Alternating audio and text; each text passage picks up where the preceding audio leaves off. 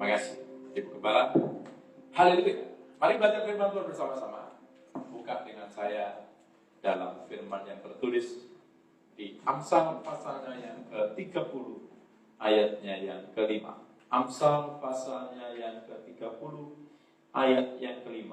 Saya masih akan menyampaikan tentang betapa pentingnya kitab suci, betapa pentingnya firman Tuhan buat saudara dan saya sebagai orang-orang percaya. Amsal pasalnya yang ke-30, ayatnya yang ke-5. Sudah dapat Amsal pasal 30 ayatnya yang ke-5? Kalau sudah mendapat, saya undang saudara bangkit berdiri dan kita membaca secara bersama-sama dengan suara yang keras. Amsal pasalnya yang ke-30 ayatnya yang ke-5. 1, 2, 3. Semua firman Allah adalah murni. Ia adalah perisai bagi orang-orang yang berlindung padanya. Amin. Silakan duduk. Kita telah belajar bersama salah satu faktor penentu dari Timotius pada waktu itu dia bisa bertumbuh imannya, itu karena dia mengenal kitab suci dari sejak kecilnya. Saudaraku yang dikasihi oleh Tuhan Yesus Kristus, kita akan belajar bersama-sama dari Perjanjian Lama yang tertulis dalam Amsal pasal 30 ayatnya yang ke-5 ini. Kita akan menguliknya, kita akan memperhatikan kira-kira Tuhan sedang bicara apa saja buat saudara dan saya tentang kebenaran firman-Nya. Saya akan langsung saja mengajak saudara melihat bersama-sama. Yang pertama kita bisa mendapati seperti ini, bahwa semua firman Tuhan itu adalah murni. Katakan amin. Perhatikan, yang pertama, semua firman Tuhan itu adalah murni. Artinya sesuatu yang tidak ada kekeliruannya, tidak ada kepalsuannya, tidak ada hal yang buruk di dalamnya. Semua firman Tuhan, semua yang tertulis dalam Alkitab saudara, semua yang saudara kemudian mendengar dan datang dari Tuhan, itu semuanya adalah murni. Saudara dan saya mesti mengerti hal ini, bahwa semua yang Tuhan katakan, yang Tuhan tulis, yang saudara dan saya untuk membacanya, kebenaran firman Tuhan dalam kitab suci, itu adalah murni. Saya akan menunjukkan beberapa referensinya atau beberapa perbandingannya tentang kata yang murni ini. Dalam terjemahan lama, kata murni ini ditulis dengan amat suci. Kalau saudara mempunyai Alkitab dalam terjemahan lama, kata murni ini ditulis dengan amat suci. Artinya begini, saudara dan saya harus meyakini bahwa Alkitab saudara dan saya, bahwa seluruh firman Allah yang kita punyai itu adalah mempunyai kebenaran, mempunyai keberadaan. Dia adalah Alkitab yang amat suci. Artinya saudara dan saya mesti memandang kitab suci saudara itu dengan rasa hormat, dengan rasa kagum. Bukan berarti kemudian karena kitab suci itu, Alkitab itu adalah sangat murni, lalu kemudian kalau saudara mau membacanya, saudara mesti cium dulu, saudara mesti tahu di kepala saudara dulu, dan berkata begini, karena ia nama suci. Bukan, menghargai itu bukan soal dicium dan taruh di atas kepala saudara, tapi menghargai apa yang tertulis di dalamnya. Bahwa Alkitab saudara dan saya, kitab suci kita, firman Tuhan itu adalah suci adanya. Saudara yang lainnya, kalau kemudian saudara membaca dalam terjemahan yang lainnya di ELT, itu ditulis dengan kata teruji. Jadi semua firman Allah adalah teruji, sudah teruji. Perhatikan ini, tidak ada sesuatu yang saudara dan saya harus meragukan tentang kebenaran firman Tuhan. Jadi perhatikan ini, karena dia adalah firman yang teruji, saudara dan saya tidak boleh meragukan, saudara dan saya tidak boleh menyaksikan kebenarannya. Sekalipun di hari-hari terakhir ini, banyak orang mulai meragukan firman Tuhan. Bukan hanya orang luar, tapi banyak orang Kristen kemudian mulai meragukan kebenaran firman Tuhan. Apakah kebenaran firman Tuhan itu masih berlaku buat kita? Apakah firman Tuhan itu hanya tulisan untuk masa lalu saja? Banyak orang mulai meragukan kebenaran firman Tuhan. Bahkan di hari-hari terakhir ini, kalau saudara nonton di media sosial, ada banyak orang-orang kalangan luar menyerang kitab suci saudara, menyerang firman Tuhan yang kita yakini itu. Lalu kemudian mereka mengatakan, lihat ini kitab sucimu yang kamu katakan firman Allah, di dalamnya dia banyak kepalsuan kepalsuan di dalamnya. Dia cuma bandingkan ini, bandingkan itu, karena mereka tidak mengerti dan memahaminya. Kalaupun ada orang-orang mulai menyerang dan meragukan kitab suci, saudara dan saya sebagai anak-anak Tuhan harus tetap mengakui bahwa kitab suci itu sudah teruji. Tidak perlu diragukan lagi dalam kehidupan kita. Kalian amin? Lalu kalau sudah membaca dalam bahasa Indonesia sehari-harinya, kata ini kemudian muncul seperti ini. Kalau tertulis ini, semua firman Allah adalah murni. Saya suka dengan bahasa Indonesia sehari-hari, dikatakan seperti ini.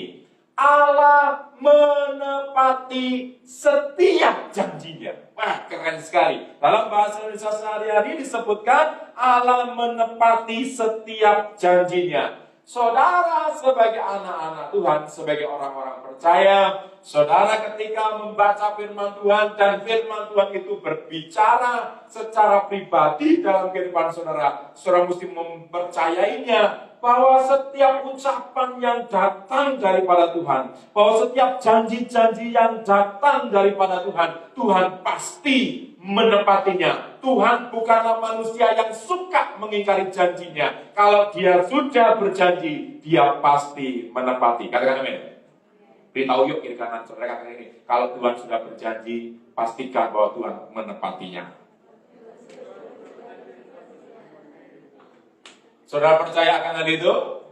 Melihat wajah saudara, saudara masih ragu-ragu apakah Tuhan mau menepatinya. Buktinya kayak tadi ibu bersaksi, dia sudah berdoa, dia sudah mulai menyembah, dia mulai sudah pakai berbahasa roh, kayaknya kok belum ada jawaban. Ketika belum ada jawaban seperti yang kita mau, kita mulai meragukan janji Tuhan dalam kehidupan kita kan?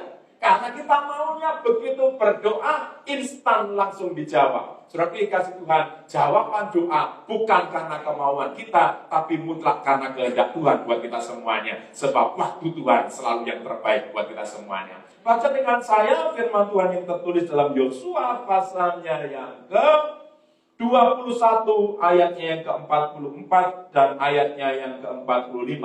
Kitab Yosua pasalnya yang ke-21. Yosua pasal 21 ayat 44.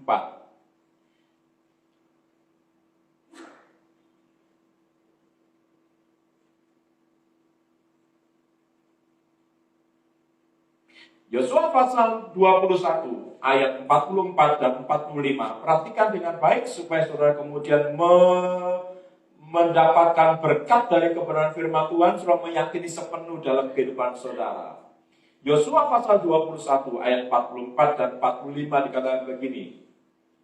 Dan Tuhan mengaruniakan kepada mereka keamanan ke segala penjuru, tepat seperti yang dijanjikannya dengan bersumpah kepada nenek moyang mereka. Perhatikan, tidak ada seorang pun dari semua musuhnya yang tahan berdiri menghadapi mereka. Semua musuhnya diserahkan Tuhan kepada mereka. Ayat 45. Mari baca dengan saya bersama-sama dengan suara keras. Dan saya berdoa supaya firman ini menjadi rema, menjadi berkat dalam kehidupan saudara. 2, 3. Dari segala yang baik yang dijanjikan Tuhan kepada kaum Israel, tidak ada yang tidak dipenuhi. Semuanya terpenuhi. Kata Israel ganti dengan kata saya. Kalau saudara mau suka dengan ganti namamu, ganti kata Israel dengan namamu.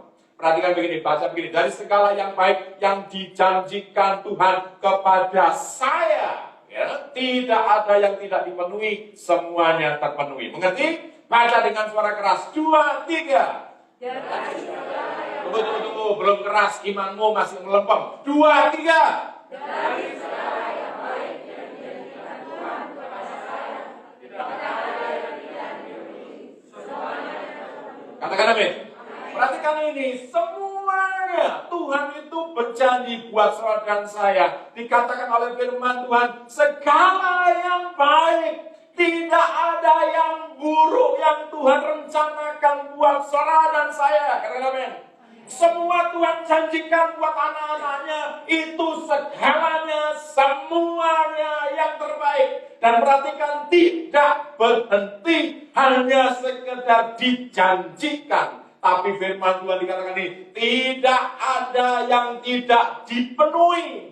Semuanya terpenuhi. Katakan amin. Perhatikan, luar biasa. Orang siapa yang kalau berjanji kepada saudara dan saya, tidak ada yang kemudian tidak terpenuhi. Artinya semuanya terpenuhi. Sebaik-baiknya orang tuamu, sebaik-baiknya ayahmu, sebaik-baiknya ibumu, terkadang kala ketika dia berjanji, dia masih bisa miss, dia masih bisa lupa ketika dia berjanji, dan kita perlu mengingatkannya setelah bertahun-tahun lamanya. Saudara berjanji pada seseorang bisa terlewatkan, tapi perhatikan ini, kalau Tuhan berjanji, Tuhan pasti memenuhi buat kita semuanya. Yang pertama, saudara dan saya mesti menyadari, mesti mengerti bahwa firman Allah adalah murni buat kita semuanya. Yang kedua, mari kita kembali ke Amsal tadi, ayatnya pasal 30 ayat yang kelima tadi, dikatakan seperti ini. Semua firman Allah adalah murni. Kedua, berikutnya, ia adalah perisai. Saudara dan saya setelah mengetahui bahwa firman Tuhan itu adalah murni, firman Tuhan itu amat suci, semua janjinya pasti digenapi. Yang kedua, kita akan belajar bersama-sama bahwa firman Allah adalah perisai. Kalau saudara masih ingat apa yang dijelaskan oleh Rasul Paulus tentang senjata atau perlengkapan senjata perang, yang disebut perisai itu apa? Coba lihat Efesus pasal 6 supaya kemudian saudara melihatnya. Nanti yang baru kemudian nggak mengerti. Saya yang lama pasti sudah mengerti, saya pernah sudah menjelaskannya. Efesus pasal 6 ayatnya yang ke-16. Efesus pasal 6 ayatnya yang ke-16. Efesus pasal 6 ayatnya yang ke-16 dikatakan begitu. Dalam segala keadaan pergunakanlah perisai iman. Di perjanjian baru Paulus menjelaskan bahwa yang disebut perisai itu apa? Baca Alkitabmu. Yang disebut perisai itu apa? Iman. Perisai iman. Pergunakanlah perisai iman. Tapi yang unik di dalam Amsal pasalnya yang ke-30 ayat yang kelima ini, saya berubah lebih dulu, saya mau jadi Kapten Amerika pada bagian ini. Ya, Kapten Amerika.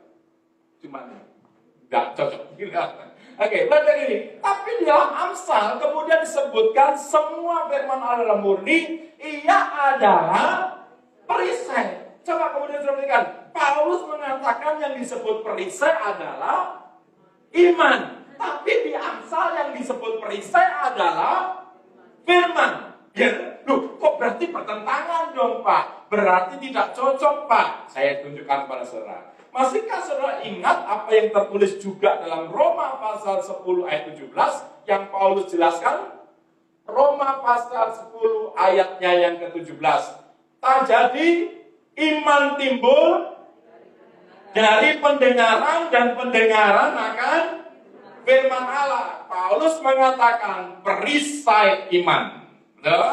Lalu kemudian Amsal kemudian mengatakan perisai itu adalah firman Allah. Tidak bertentangan sebab iman saudara itu timbul, iman saudara itu muncul, iman saudara akan bertumbuh dan berkembang karena mendengar firman. Kalau saudara tidak mendengar firman, kalau saudara tidak pernah membaca firman, kalau saudara tidak hidup di dalam firman, maka imanmu tidak akan pernah muncul, tidak pernah timbul. Jadi tidak ada pertentangan ketika Paulus mengatakan iman bahwa perisai iman, lalu Amsal mengatakan firman adalah perisai, sebab iman muncul dari pendengaran dan pendengaran akan firman Tuhan.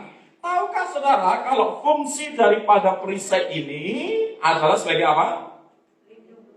Sebagai pelindung. Pelindung dari apa?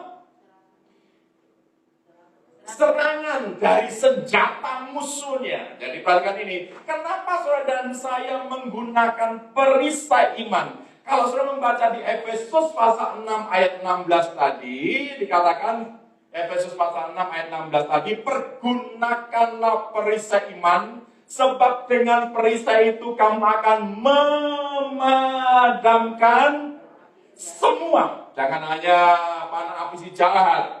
Kalau panah api si jahat bisa cuma satu, tapi dikatakan di situ kamu akan dapat memadamkan semua panah api dari si jahat. Perhatikan ayat Alkitab saudara, jangan terlewatkan sedikit pun. Kalau saudara akan menghilangkan kata semua, itu kemudian saudara akan mendapatkan sesuatu yang salah. Kalau kemudian panah api saja, bisa panah apinya cuma satu. Tapi kalau semua panah api, artinya panah api yang ditembakkan oleh musuh itu jumlahnya sedikit atau banyak? Oh, banyak. Makanya saudara dan saya mesti berjaga-jaga. Saudara dan saya mesti memakai perisai saudara. Perisai imanmu, yaitu saudara dan saya mesti mengenal firman Tuhan. Baca kitab suci, hidupi firman Tuhan dalam kehidupanmu. Sehingga ketika ada serangan-serangan dari si jahat, ada panah api, engkau bisa menahannya, engkau bisa menolaknya, engkau bisa meruntuhkan semua panah api si jahat dan kemudian memadamkannya. Perhatikan bersama-sama dengan saya. Perisai ini berfungsi untuk saudara dan saya itu sebagai apa? Menahan serangan-serangan yang apa saja yang datang kepada saudara dan saya. Perhatikan yang pertama, perisai, kalau saudara menggunakan perisai firman Tuhan, karena engkau mengenal firman Tuhan dengan baik, engkau bisa piawai menggunakan perisai yang ada dalam kehidupanmu, yaitu firman Tuhan dan iman yang ada dalam dirimu. Pertama, itu untuk kemudian menahan serangan-serangan yang berupa ajaran-ajaran sesat. Perhatikan dengan saya bahwa perisai ini berguna untuk kemudian menolak, memadamkan, menghancurkan pengajaran-pengajaran sesat yang terjadi dalam kumpulan orang-orang percaya. Lihat bersama dengan saya Efesus pasal 4 ayat 14 dan 15. Efesus pasalnya yang keempat ayat 14 dan 15. Perhatikan dengan baik. Saya merindukan saudara sebagai orang-orang percaya, sebagai anak-anak Tuhan. Saudara harus menjadi orang-orang yang cerdas rohani. Kalian harus jadi murid-murid Yesus. Kalian bukan hanya fans club di tempat ini. Kalian bukan hanya member di suatu gereja yang tidak pernah mengenal firman Tuhan dalam kehidupanmu. Saya selalu tidak henti-hentinya berkata kepada kalian, baca Alkitabmu nak. Baca firman Tuhan, baca kitab suci. Saya akan selalu bertanya, pembacaan firman-Mu sudah sampai di mana? Saya akan terus mengejar saudara untuk membaca Alkitab saudara, supaya saudara bisa bertumbuh dalam iman saudara. Saudara menjadi orang-orang dewasa, saudara menjadi orang-orang yang cerdas rohani. Sebab di hari-hari terakhir, ajaran-ajaran palsu, ajaran-ajaran sesat, serangan-serangan dari kerajaan kegelapan akan bertubi-tubi menyerang saudara. Kalau kamu tidak punya perisai, maka dengan gampang kemudian serangan-serangan itu menghajar kehidupan saudara, membunuh imanmu. Efesus pasalnya yang keempat, ayatnya yang ke-14 dan 15 dikatakan begini. Sehingga kita bukan lagi anak-anak yang diombang-ambingkan oleh rupa-rupa angin pengajaran, oleh permainan palsu manusia, dalam kelicikan mereka yang menyesatkan. Tetapi, perhatikan ini dengan baik, tetapi dengan teguh berpegang kepada kebenaran di dalam kasih, kita bertumbuh di dalam segala hal ke arah Dia, Kristus yang adalah kepala. Kalau saudara dan saya tidak pernah membaca Alkitab, kalau saudara dan saya dalam hidupmu kok berkata orang Kristen, tapi kamu tidak bergaul dengan kitab suci yang adalah firman yang murni tadi, maka kemudian kamu tidak pernah bertumbuh menjadi dewasa. Bagaimana saudara dan saya bisa dikatakan teguh berpegang kepada kebenaran? Engkau teguh berpegang kepada kitab suci. Orang kitab suci saudara tidak pernah kamu baca. Jadi apa yang kamu pegang? Sebab kamu tidak mempunyainya. Tidak kamu baca, kamu tidak punya. Kalau kamu tidak punya, kamu mau mau pegang apa kebenarannya? Makanya kamu mesti memegang teguh, memegang kebenaran firman Tuhan. Karena firman Tuhan selalu membacanya, selalu merenungkannya siang dan malam dalam kehidupanmu. Sehingga kalau ada ajaran-ajaran sesat, kalian bukan anak-anak yang bodoh. Katakan amin. Sudah bisa cerdas mulai mendeteksi begini. Sembarangannya ini Bapak bicara.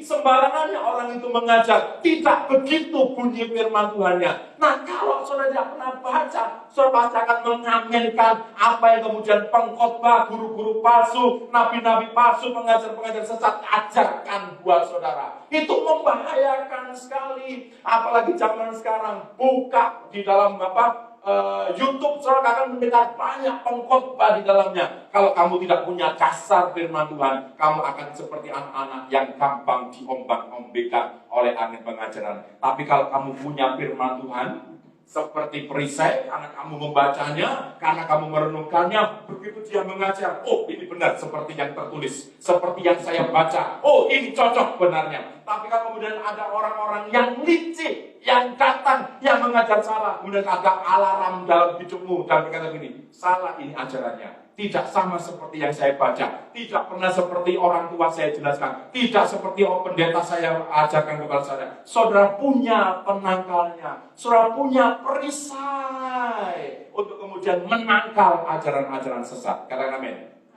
Kasih tahu kiri kanannya. Baca Alkitabmu. Jangan drama Korea terus.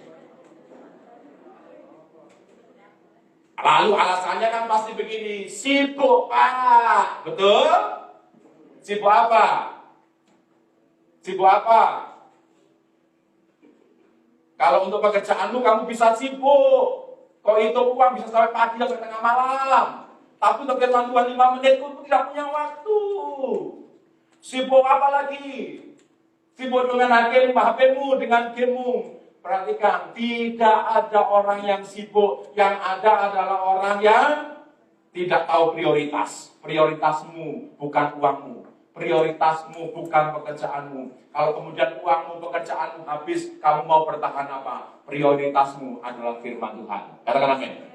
Yang berikutnya, biasanya yang ketawa agak merasa nih. Oke, yang berikutnya, serangan ajaran sesat. Yang kedua adalah dari panah api si jahat tadi. Panah api si jahat. Serangan-serangan dari si jahat. Pak, Bu, anak-anak yang dikasihi Tuhan, tolong ingat-ingat. Hidup saudara ini tidak hanya kemudian seperti yang kelihatan. Musuhmu kerajaan kegelapan, si iblis itu, setiap hari akan mengikuti saudara, mengikuti kalian dari belakang. Dia selalu mengintai saudara, kapan waktu dia bisa melepaskan panah apinya untuk menyerang dan membunuh saudara. Salah satu panah api yang hari-hari terakhir ini kerajaan kegelapan, kerajaan neraka serang kepada semua orang di muka bumi ini, termasuk orang-orang Kristen di dalamnya, adalah panah api yang berupa yang dikatakan, yang disebut dengan nama khawatir. Khawatir, rasa cemas. Khawatir, rasa cemas itu adalah pembunuh paling mutakhir buat membunuh iman orang-orang percaya. Coba dengar kesaksian tadi, Ibu mengatakan salah satu yang membuat dia kemudian tidak bisa menikmati hadirat Tuhan dalam hidupnya. Karena kemudian dia mengalami kehilangan orang, mengalami keguncangan dalam jiwanya. Akhirnya kemudian iblis menyerang dengan panah api. Dan kemudian panah api itu rasa khawatir, rasa cemas. Saya melihat beberapa hari berkata, saya kata kayak tadi malam, mana perisaimu, Ma? Mana perisaimu? Mana perisaimu? Gunakan kembali. Perhatikan ini dengan baik. Siapapun orang-orang yang ada di muka bumi ini, baik orang percaya maupun orang-orang yang tidak percaya, dalam situasi pandemi seperti sekarang ini, wah, rasa khawatir itu bisa menerpa siapa saja. Kita mendengar berita-berita di hari-hari terakhir ini. Sana meninggal, sana wafat, sana dipanggil pulang, sana mati. Kita mendengar banyak berita tentang mati, sakit parah, masuk rumah sakit, sesak nafasnya. Wah, di sekitar kita. Dan sekitar saudara dan saya, berita-berita yang kemudian sepertinya mencekam dan membuat kita bisa khawatir. Apalagi yang kalau kemudian yang sakit itu adalah anggota keluarga terdekatmu. Kamu melihatnya, kemudian kamu memperhatikannya, menderita dia sekali. Begitu kamu pulang menjenguk saudaramu, kamu habis kemudian besuk daripada orang-orang yang kemudian sakit, yang napasnya tingkat satu-satu, yang kemudian mesti dikasih oksigen begitu. Begitu kamu pulang ke rumah, masuk kamar, mau kemudian beristirahat, lalu kemudian gatal tenggorokanmu, dan kamu juga mulai batuk. Saya tanya, khawatir atau tidak? Langsung kita paranoid. Kok rasanya saya pulang dari ketemu sama dia tadi, saya pulang besok tadi kok tiba-tiba gatal tenggorokan saya.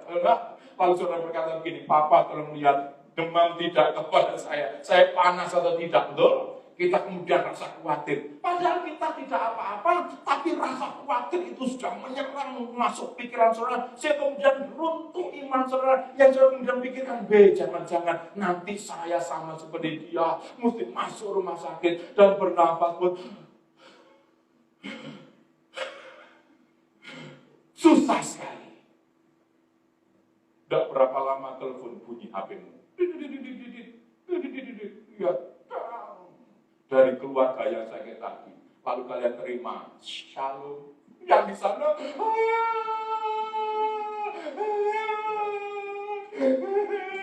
kenapa?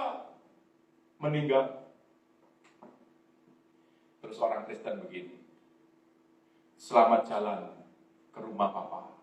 Kita akan bertemu di surga atau kita bertemu di bumi yang baru dan langit yang baru.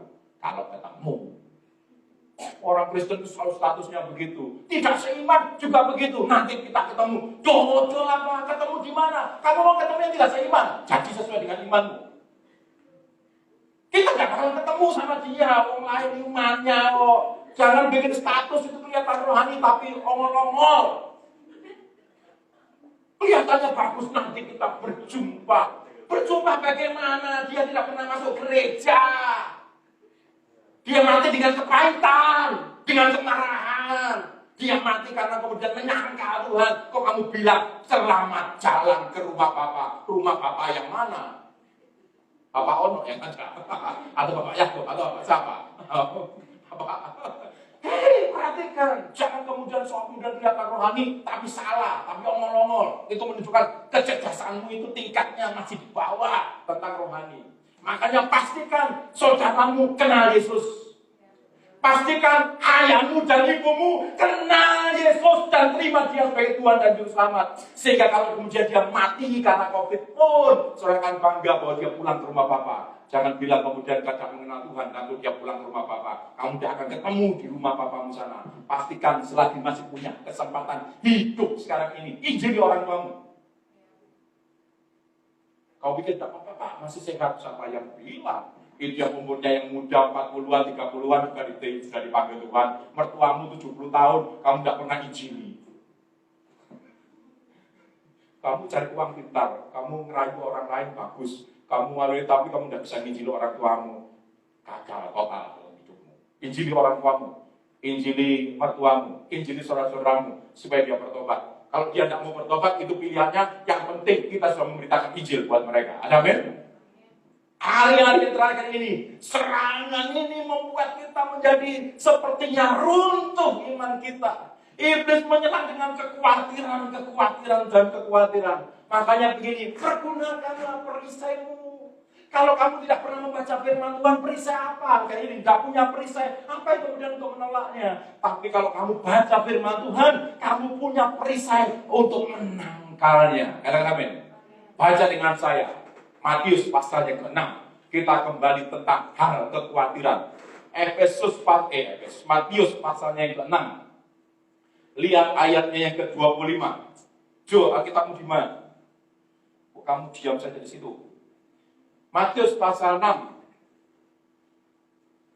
Ayatnya yang pertama kita baca ayat yang ke-25. Yang pelayan-pelayan Tuhan, pemain-pemain musik, jangan pikir kamu sudah hebat ya. Tidak belajar firman Tuhan. Tidak belajar firman Tuhan, tidak usah pelayanan. Matius pasal 6 ayat 25. Karena itu aku berkata kepadamu. Siapa yang berkata? Tuhan Yesus. Kalau Yesus yang berkata, pernahkah dia bicaranya tidak murni? Semua perkataannya murni, semua perkataannya teruji, semua perkataan, semua firman-Nya adalah pasti digenapi buat saudara dan saya. Dikatakan begini, karena itu aku berkata kepadamu, janganlah khawatir akan hidupmu, akan apa yang hendak kamu makan atau minum, dan janganlah khawatir pula akan tubuhmu, akan apa yang hendak kamu pakai. Bukankah hidup itu lebih penting daripada makanan, dan tubuh itu lebih penting daripada pakaian? Ayat lompat ke ayatnya yang ke-31 dari Matius pasal 6 ini. Ayat 31, sebab itu janganlah kamu khawatir dan berkata, apakah yang akan kami makan, apakah yang kami minum, apakah yang akan kami pakai. Ayatnya yang ke-34. Ayat 25, ayat ke-1, ayatnya yang ke-34. Sebab itu janganlah kamu khawatir akan hari besok. Perhatikan, dalam Matius pasal 6 ini, ketika Yesus menyampaikan tentang hal kekhawatiran, dia mengulang sebanyak 3 kali. Jangan khawatir, jangan kamu khawatir, jangan kamu khawatir. Sebanyak berapa kali? 3 kali. Masih ingat dalam majas Yahudi, kalau sesuatu disampaikan, dinyatakan, diulang sampai 3 kali, berarti itu bersifat extremely. Perhatikan, 1 biasa, 2 itu very, kalau 3 itu sangat very. Jadi sangat ekstrim. Jadi kalau Yesus berkata, jangan khawatir, jangan khawatir, jangan khawatir, itu sebuah penekanan yang sangat ekstrim buat pendengarnya. Bahwa buat orang-orang percaya, buat orang-orang yang mendengar firman Tuhan, Yesus tidak pernah kompromi dan tidak mengizinkan seseorang mengalami yang namanya khawatir, yang namanya cemas. Salah satu bahaya kalau orang cemas itu asam lambungnya naik. Jadi bahaya sekali. Kalau sudah cemas kok khawatir, berarti ini salah satu banyak penyebab penyakit dalam diri dalam tubuh seseorang itu dimulai dengan rasa khawatir, dimulai dengan rasa cemas. Begitu kamu cemas, begitu kamu khawatir, asam lambungmu naik. Lalu kemudian GERD, kemudian lambung kamu mulai sesak bernapasan, langsung kemudian tensimu naik, dan semuanya. Hati-hati dengan yang namanya khawatir. Dan iblis paling lihai untuk memanahkan panah apinya yang bersifat khawatir. Dia tarik gitu. Lalu dia bidik buat saudara, buat happy imut. Dia menghindar begini, berarti menunjukkan bahwa dia tidak punya. Kan dia menghindar begini. Kalau orang punya perisai, gini dong perisainya, angkat perisainya. Tidak baca Alkitab ya? Oke, lihat ini. Perhatikan dengan baik, saudara-saudara yang dikasihi oleh Tuhan Yesus Kristus. Iblis paling mahir untuk membidik buat saudara. Kamu pikir kalau kamu banyak baca Alkitab juga kamu kemudian iblis tidak bidik? Banyak orang-orang di sini yang kemudian sudah baca Alkitab, sudah tahu dari Kejadian sampai Wahyu sudah berapa kali, sudah jadi pengajar. Tapi iblis tunggu kesempatan buat saudara. Dia akan tetap bidik saudara. Kalau hanya sekedar membaca saja, sama seperti baca koran, lalu firman itu tidak hidup dan tidak memenuhi seluruh kehidupanmu, di suatu waktu iblis akan bidik saudara dengan panah apinya. Dia menancap pada saudara dan dia membakar seluruh kehidupan. Ya, enggak? Sudah mulai khawatir, tidur tidak nyenyak, makan tidak enak, cuma nambah 3 kali. Bilang makan tidak enak, tambah 3 kali. Wah. Mulai rasa khawatir tadi, intimidasi. Tadi bilang, sebut intimidasi menyerang saudara. Saya agak gregetan juga sama Ibu Arya tadi. Makan Nggak enak makan. Semangat mesti corong beberapa hari, 1 minggu ini, lebih dari 1 minggu ini. Wah, mesti membangkitkan imannya, baca firman Tuhan. Firman Tuhan harus menguasai kehidupanmu. Jangan hanya sekedar membacanya, supaya kamu bisa menolak serangan daripada kerajaan kegelapan. Ada amin? Jangan khawatir. 3 kali. Yang kenal di sini, katakan, jangan khawatir. Bilang sama dirimu, jangan khawatir. Kalau masih ada khawatir, berarti kau tidak menghargai firman Tuhan yang datang kepadamu. Bapak Ibu yang di rumah, dengar, jangan khawatir. Saya akan menunjukkan saudara salah satu perisai pertahanan, salah satu senjata pertahanan paling mutakhir di dunia ini, yaitu senjata bangsa Israel yang disebut dengan nama Iron Dome, kubah besi, Iron Dome. Kita lihat lebih dulu.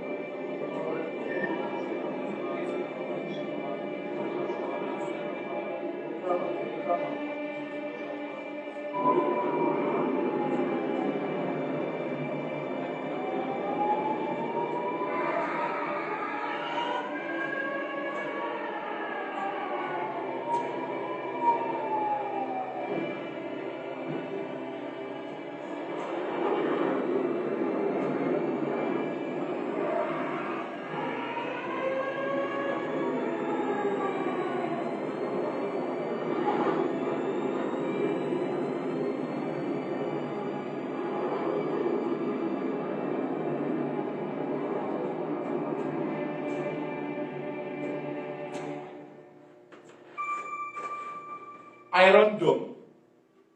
Jadi mesti belajar lah, saudara supaya tahu. Iron Dome itu suatu persenjataan yang kemudian orang-orang Israel, bangsa Israel rancang terhadap serangan musuh. Salah satu musuh yang seringkali mengganggu Israel itu adalah Palestina, yang Hamas, yang di jalur barat, yang ada di daerah pantai. Itu sebenarnya dekat dengan Tel Aviv juga, daerahnya di daerah situ. Jadi itu jaraknya tidak jauh. Jadi karena musuh itu ada di situ dekat, dan biasanya musuh itu menyerang dengan cara menembakkan roket, menembakkan rudal untuk masuk menyasar ke wilayah Israel.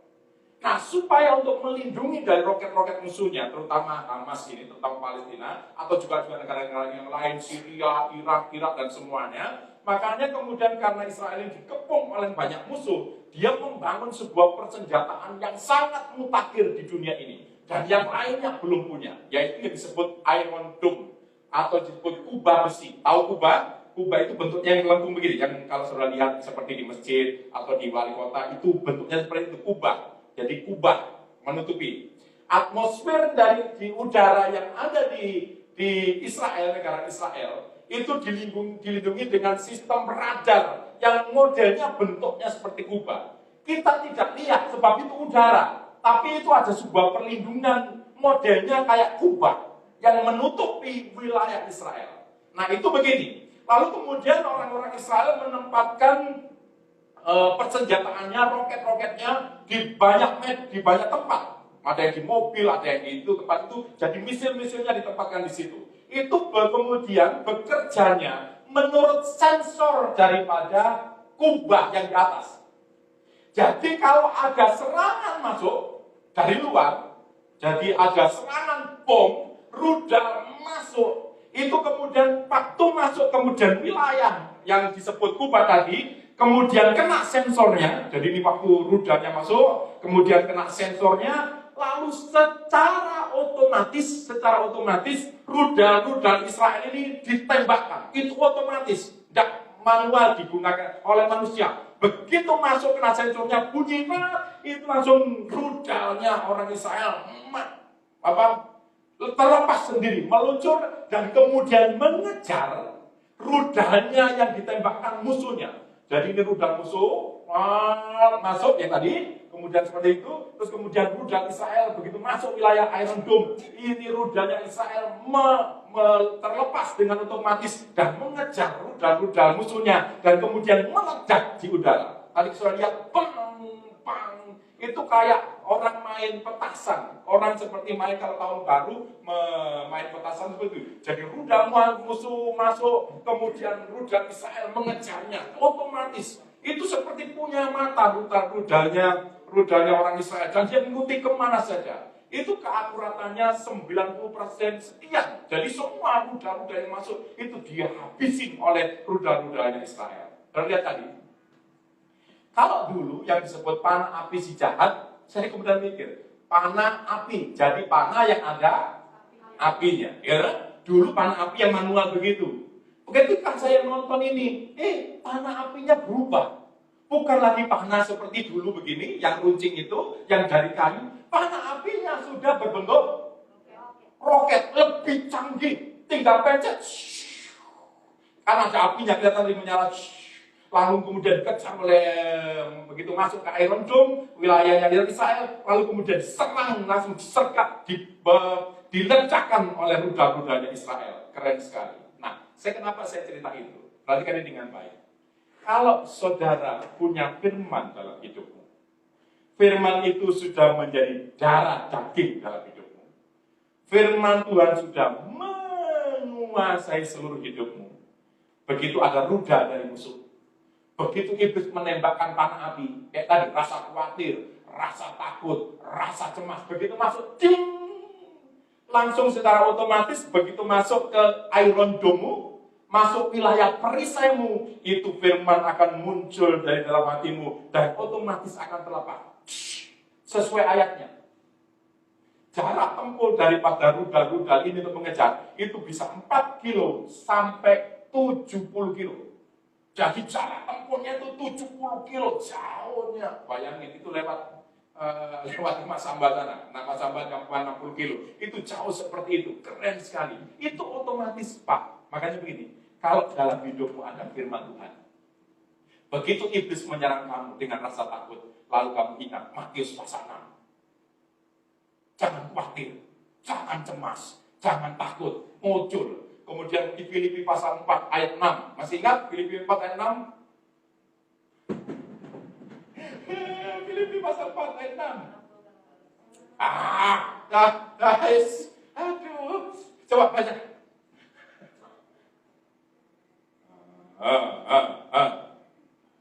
Masa Allah akan memenuhi segala kebutuhanmu. Itu ayat 19.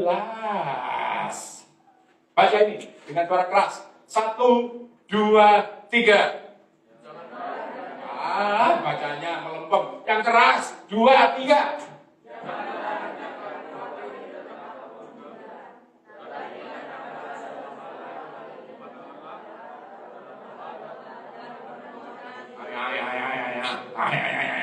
Kayak anak TK bacanya. Ulang, yang keras. Lalu yang jelas. 2, 3.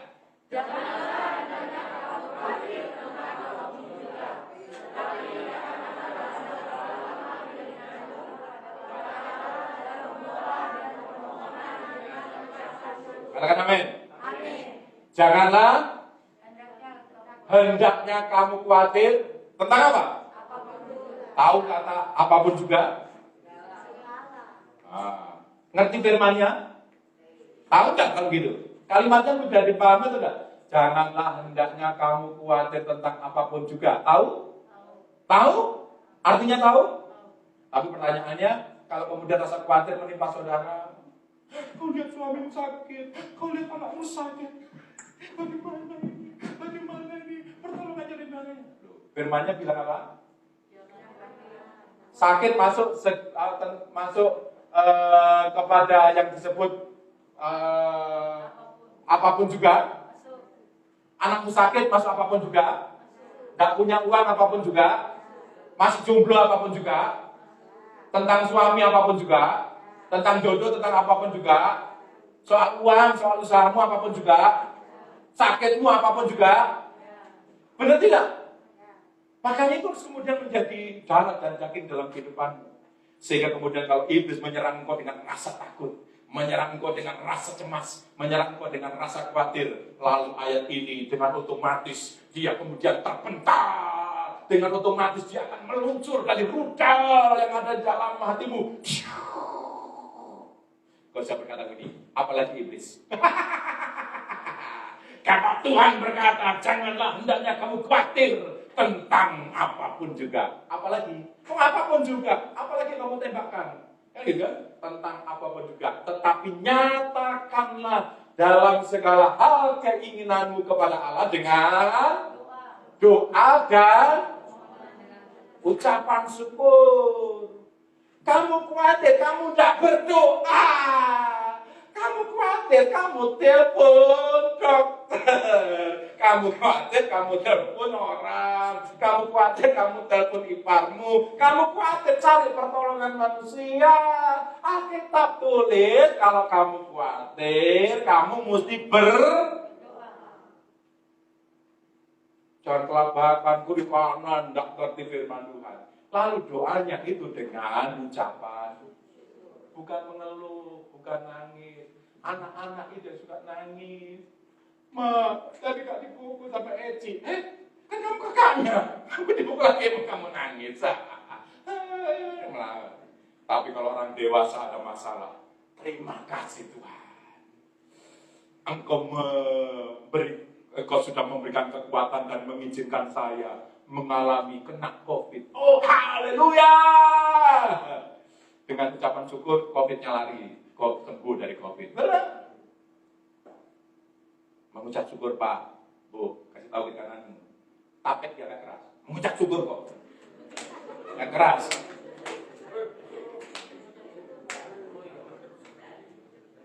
Doa kok. Mengucap syukur. Yang terakhir kalau saya selesai. Kembali, saya cepat saja. Ini cepat. Saya jelaskan, tapi saya cepat saja. Kembali ke Amsal pasal 30 ayat 5 tadi. Yang pertama tadi apa? Semua firman Allah adalah murni. Yang kedua, firman itu adalah perisai. Masih ingat? Kalau tidak ingat, saya kasih ini saya supaya bawa pulang ke rumahmu. Supaya kalian ingat. Ini perisai buat saudara. Yang ketiga, semua ini berlaku hanya bagi orang yang berlindung padanya, pada Tuhan atau pada firman-Nya. Semua firman Allah adalah murni, ia adalah perisai bagi, perhatikan, bagi atau untuk orang-orang yang berlindung padanya. Firman itu menjadi perisai, ternyata tidak untuk semua orang. Benar? Hanya untuk orang-orang yang mau berlindung padanya. Kalau orang Israel berada di luar wilayah Israel, di luar Iron Dome tadi, ya kamu sekalipun kamu warga Israel, tapi karena kamu keluar dari perlindungan Iron Dome, begitu kena tembak sasaran, ya kamu kena mati. Sama seperti saudara dan saya, kalau saudara tidak pakai perisai saudara tidak baca firman Tuhan, bagaimana kamu berlindung? Tidak ada tempat perlindungannya, kamu tidak pernah baca Alkitab. Makanya jangan malas baca Alkitab, cari uang rajin, baca Alkitab malas. Uang itu cuma sementara. Kalau sudah sakit dan mati tidak menolong saudara.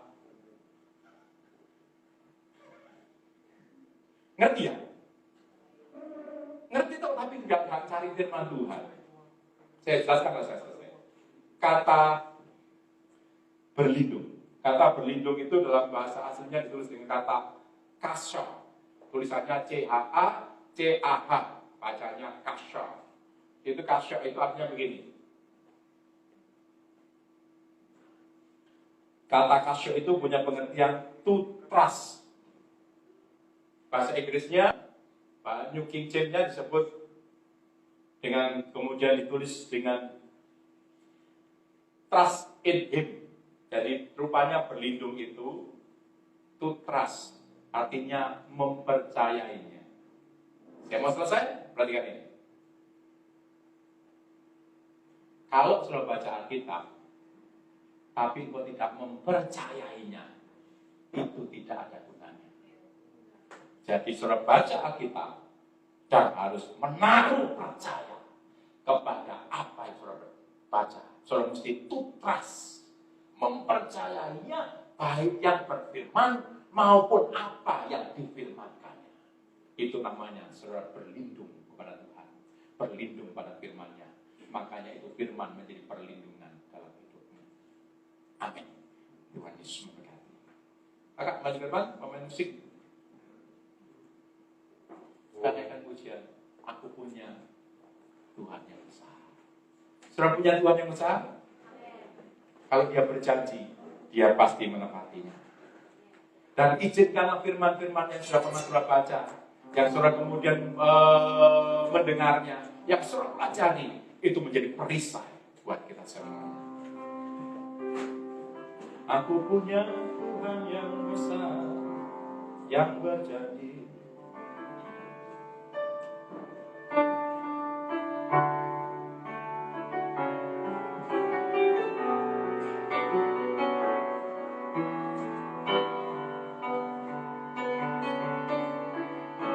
Sama-sama, aku punya